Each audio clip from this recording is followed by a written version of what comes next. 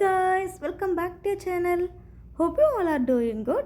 Guys, ஒரு முறை இந்த மாதிரி பாசிப்பருப்புல பாயாசம் செஞ்சு பாருங்க. ரொம்ப அல்டிமேட்டா இருக்கும். வாங்க எப்படி செய்யறதுன்னு பார்க்கலாம்.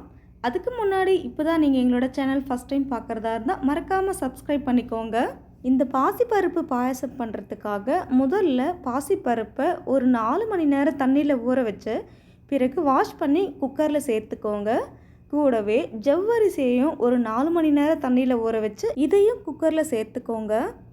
சேர்த்துட்டு அதே கப் அளவில் ஒரு 4 கப் அளவு தண்ணீர் இதில் சேர்த்துட்டு நல்லா மிக்ஸ் பண்ணி விட்டுட்டு ஒரு 3 விசில் விட்டு குக் பண்ணி எடுத்துக்கோங்க.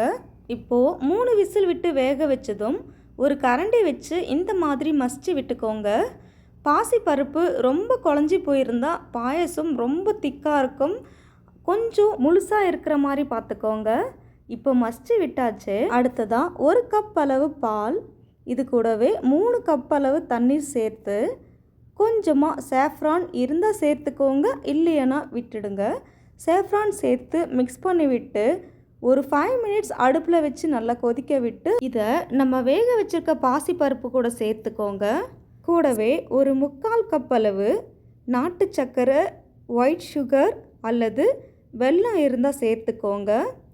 சேர்த்துட்டு அதே கப் அளவு 3/4 கப் அளவு சேமியாவும் சேர்த்து நல்லா மிக்ஸ் பண்ணி விட்டுக்கோங்க.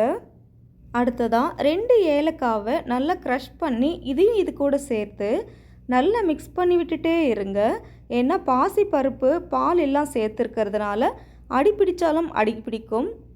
தேவைப்பட்டால் கொஞ்சமாக தண்ணி சேர்த்துக்கோங்க. ஒரு 5 மினிட்ஸ்க்கு அப்புறம் பாருங்கள், நம்ம சேர்த்த சேமியா எல்லாம் நல்லா வெந்துடுச்சு.